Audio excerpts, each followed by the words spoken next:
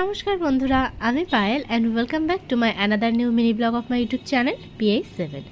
Last day আমরা চলে গিয়েছিলাম বারাসাতের প্যান্ডেল হপিং করার জন্য, কালী পুজোর প্যান্ডেল হপিং করার জন্য। এটাই ছিল পুজো বন্ধ হওয়ার শেষ দিন, মানে রাত 12টার মধ্যে আমাদের যে করেই হোক সমস্ত প্যান্ডেলগুলো দেখে নিতে হবে। তাই আমরা মোটামুটি 3:30 ট্রেন ধরেই বেরিয়ে পড়েছিলাম। ওই 4:30 নাগাদ ধরো আমরা পৌঁছে গেছি। তারপর থেকে শুরু প্যান্ডেল হপিং।